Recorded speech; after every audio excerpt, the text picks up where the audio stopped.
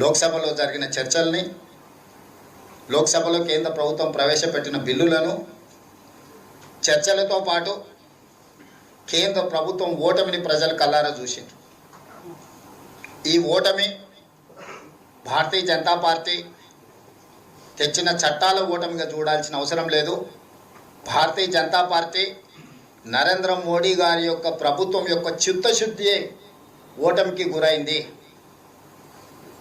చిత్తశుద్ధి లేని చట్టాలను చట్టసభలలో ప్రవేశపెట్టి ప్రేరేపితమైన రాజకీయ ప్రయోజనాల కోసం ఏదైతే ప్రయత్నం చేసిండ్రో దేశ ప్రజలందరూ, ప్రతిపక్ష పార్టీలు అన్నీ కలిసి భారతీయ జనతా పార్టీ అహంకారాన్ని, రాజకీయ దురుద్దేశాన్ని ఓడించడం జరిగింది.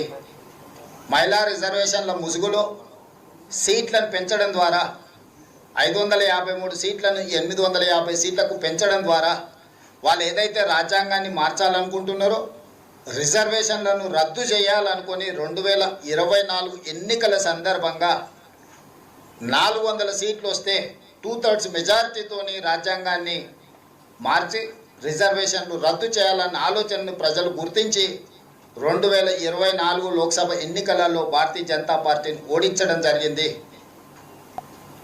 ఓటమిని దిగమింగుకొని ఈరోజు రాజ్యాంగాన్ని మార్చాలి, రిజర్వేషన్లు రద్దు చేయాలనే ఆలోచనతోటి మహిళా రిజర్వేషన్ ముసుగులో సీట్ల పెంపు కార్యక్రమాన్ని ఈరోజు చట్టసభలకు తీసుకురావడం జరిగింది.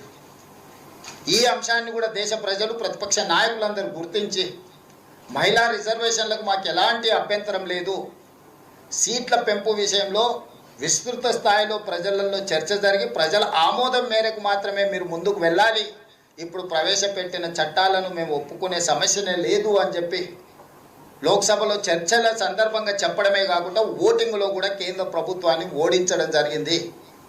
ఈ ఓటమి భారతీయ జనతా పార్టీ అహంకారాన్ని తగ్గిస్తుంది అని నేను భావిస్తున్నా.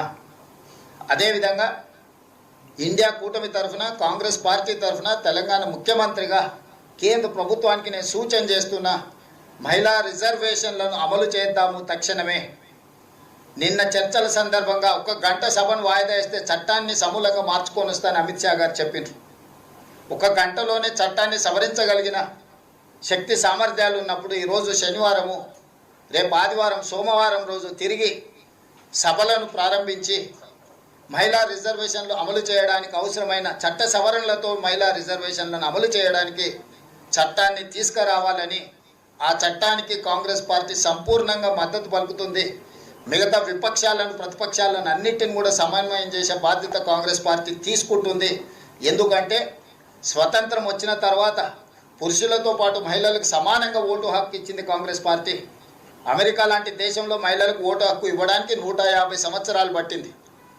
కానీ స్వతంత్రం వచ్చిన ఎంబడే మహిళలకు ఓటు హక్కు ఇవ్వడం కానీ, ఈ దేశానికి మహిళను రాష్ట్రపతిని చేయడం కానీ, ఈ దేశానికి మహిళను ప్రధానమంత్రిని చేయడం కానీ, లోక్సభ స్పీకర్గా చేయడం కానీ, వివిధ రాష్ట్రాల ముఖ్యమంత్రులను చేయడం కానీ, గవర్నర్లను చేయడం కానీ, చీఫ్ జస్టిస్ ఆఫ్ రాష్ట్రాలలో వివిధ రాష్ట్రాలకు చీఫ్ జస్టిస్లను మహిళలను చేయడం కానీ, ఇలా చెప్పుకుంటూ వెళ్తే ఉపరాష్ట్రపతిని చేయడంలో కానీ అన్ని అంశాలలో కాంగ్రెస్ పార్టీ మహిళలకు అత్యంత ప్రాధాన్యత ఇచ్చింది. అంతెందుకు కాంగ్రెస్ పార్టీ అధ్యక్షురాలుగా శ్రీమతి ఇందిరాగాంధీ గారిని, శ్రీమతి సోనియా గాంధీ గారిని స్వతంత్రానికంటే